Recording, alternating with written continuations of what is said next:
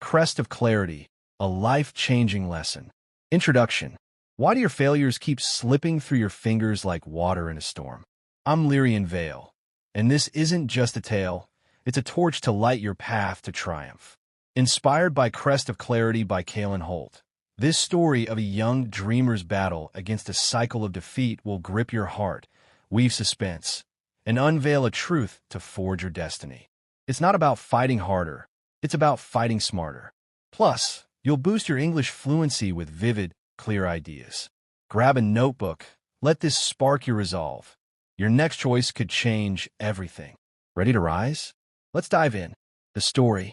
In a mist-shrouded valley where rivers carved paths through ancient stones and starlight danced on quiet waters, lived 20-year-old Alara, a young woman whose dreams soared higher than the peaks above. She longed to become a master potter, shaping clay into vessels that held stories of her people. As a girl, her quick hands and bright spirit drew admiration from kin and neighbors. Alara will craft wonders, they said, their voices warm with hope. Her parents, simple weavers, saw her as their legacy, destined to outshine their humble trade. Alara believed them, spending nights shaping clay, sketching designs, and envisioning a future where her pottery graced distant markets. The first failures. But life, as it often does, spun a different wheel. Alara's first setback came at the valley's annual craft festival. She'd labored for weeks on a vase, but judges called it common. She smiled, whispering, "I'll shine next time." Then came the regional pottery contest. Her piece cracked under inspection. She sought work with master potters, but doors closed. Desperate, she borrowed from family to open a small stall. It failed in months. Another try, another collapse. Each time, Alara vowed, "I'll work harder." But the wheel kept spinning the same story. The weight of defeat. The valley's whispers grew sharp. Neighbors stopped praising her skill. Her parents' hopeful glances turned to quiet concern. Alara's spirit frayed, her dreams crumbling like dry clay. One stormy night, she sat alone in her shed, a single candle flickering against the damp air. Unfinished pots lined the walls, their flaws stark under the light. Unpaid debts cluttered table. Her hands shook as she held a cracked bowl, its imperfections mocking her. Tears fell, silent and heavy. "Why?" she whispered to the shadows. "I give my all. I pour my heart into every piece. Why do I fail?" The storm outside roared, but no answers came. For the first time, she feared greatness was beyond her reach, that failure was her fate. The turning point. At dawn, Alara wandered the valley, her steps heavy, her heart dim. The rivers sang, children played, potters shaped their clay. But Alara felt unmoored, a shard adrift. Her path led to the old stone bridge, its arches worn by time. There sat Elder Vera, a wise healer whose remedies mended more than bodies. She was repairing a woven basket, her fingers deft despite age. As Alara neared, Vera looked up, her eyes sharp yet gentle. "Young potter," she said softly, "your soul carries a tempest. Sit, share your burden." The lesson. Alara sank beside her, the bridge's cool stone grounding her. Words tumbled out, raw and trembling. "Elder, I try endlessly. I shape, I learn, I dream. Yet every pot cracks, every hope fades. Contests, stalls, plans, all fail. Is the world against me? Am I not meant for this?" Vera listened, her calm a steady anchor. When Alara finished, Vera smiled faintly. "Child, failure returns not because fate curses you, but because you repeat the same cracks within." Alara frowned. "But I try harder each time. More clay, more designs, more hours. Nothing shifts." Vera lifted the basket, its gaps half-woven shut. "If I mend this with a weak reed?" "What happens?" she asked. "The holes grow," Alara said. "And if I weave again and again with that same reed?" "They'll worsen," Alara murmured. Vera's eyes gleamed.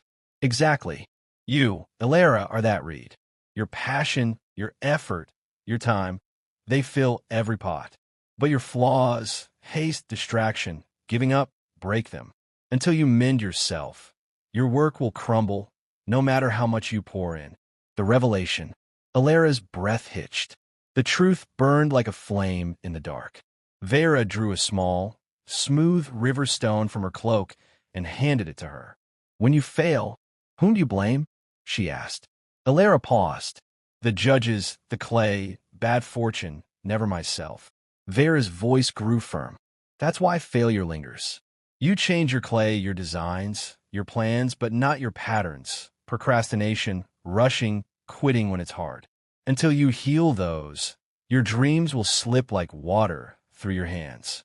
Alera gripped the stone, its cool weight steadying her. She saw it now. Hours lost to idle worries, designs hurried without care, moments she abandoned when the wheel spun rough. Her heart raced, not with despair, but with awakening. How do I change? She whispered. Vera's hand rested on her arm. Don't repeat. Reflect. Don't ask, why did I fail? Ask, what can I learn? Failure is a teacher, Alera, but if you ignore its lessons, it returns in new guises. Break your patterns, and you'll break your failures. The transformation. That night, Alera lay awake, Vera's words a current in her mind. She didn't need to shape grander pots. She needed to shape herself anew. The next day, she began small. She set a schedule, cutting distractions like stray reeds. She studied one pottery technique daily, noting flaws and corrections. When old habits, scrolling, rushing, crept in, she held the stone, refocused and pressed on. Some days tested her.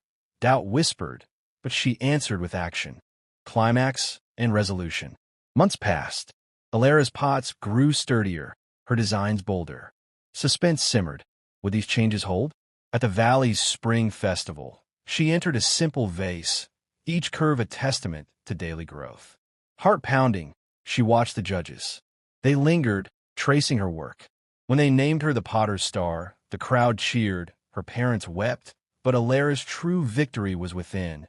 She'd mended her cracks. Later, when a flood threatened the valley, Alera didn't falter. She bartered her pots for supplies, rallied neighbors, and faced each task with calm, her strength a steady current. She began guiding others, teaching friends to reflect on their missteps. One, struggling with carpentry, learned to refine one skill daily. Another, faltering in trade, planned with care. Alera's resolve rippled, mending the valley's spirit. She wasn't perfect. Rejections, errors, doubts lingered, but they were ripples, not torrents. She cherished small joys, rivers' song, children's laughter, the scent of wet clay. Each moment fortified her soul, like clay fired strong.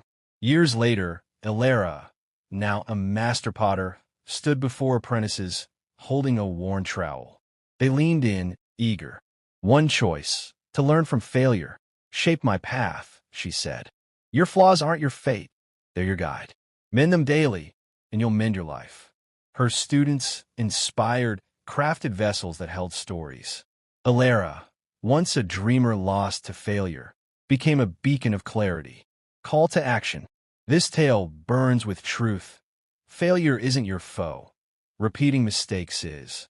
Like Alera, you hold a spark. Don't curse the world. Hone yourself. Reflect on each stumble. Fix one flaw daily. A 1% shift compounds into a transformed life. Shape one piece. Take one step. Learn one lesson. When failure looms, ask, what can I learn? Share this with someone trapped in a cycle. Comment, I spark my clarity.